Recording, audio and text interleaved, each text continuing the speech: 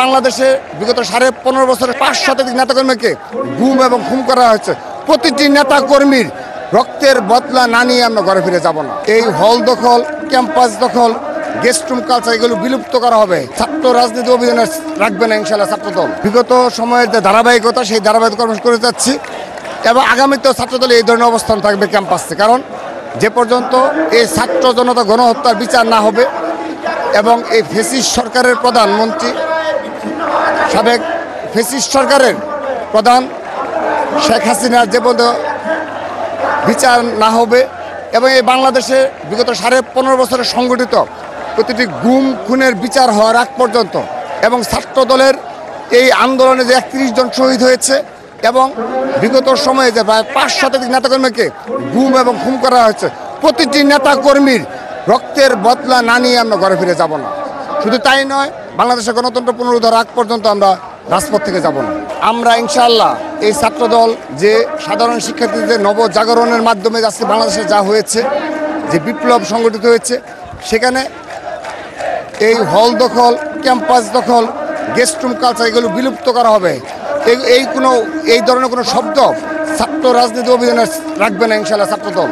এই ধরনের কোনো কালচার এই ক্যাম্পাসগুলো তার কোনো দিন হতে দেবে না ছাত্রদল। সেই ক্ষেত্রে কিন্তু এখানে আরও কিছু প্রবলেম রয়েছে, আপনারা অবগত রয়েছেন। প্রতিটি ঢাকা বিশ্ববিদ্যালয় সহ প্রতিটি বিশ্ববিদ্যালয়, কলেজ এবং সারা বাংলাদেশের প্রতিটি শিক্ষা প্রতিষ্ঠানে ছাত্রলীগ 15.5 বছর যাবৎ ক্ষমতা থাকার কারণে আওয়ামী লীগ যেভাবে প্রশাসনের লোক নিয়োগ করেছে, শিক্ষক নিয়োগ করেছে, ঠিক একইভাবে ছাত্রলীগ হল কমিটি জোরপূর্বক হল কমিটি দিয়েছে, ক্যাম্পাস কমিটি দিয়েছে, ক্লাস কমিটি রয়েছে, সব ডিপার্টমেন্ট কমিটি যেগুলোকে বলে সব ধরনের কমিটি তাদের রয়েছে। তো সেই কমিটিগুলোর কারণে আপনার যে তারা এখনও কিন্তু রয়েছে, তাদের সেই ধরনের নেতাকর্মীরা এখনও রয়েছে। তারা যদি কোনো অপতৎপরতা চালায়, তাদের কোনো অপতৎপরতা রুখে দেওয়াটাও আমাদের নৈতিক দায়িত্ব। তো সেই অনুযায়ী আমরা কাজ করছি ইনশাআল্লাহ। ক্যাম্পাসগুলোতে আপনারা সতর্ক থাকবেন? হ্যাঁ, আমরা সে কারণে ছাত্রদল সর্বোচ্চ সতর্ক থাকবে যেন এই বিগত সময়ে যারা ছাত্রলীগে লেবাসদারি হয়ে এক সাধারণ শিক্ষার্থী সেজে তারা আমাদেরকে শিক্ষার্থীদের বিভ্রান্ত করবে, সেই সুযোগ ছাত্রদল তাদেরকে দেবে না।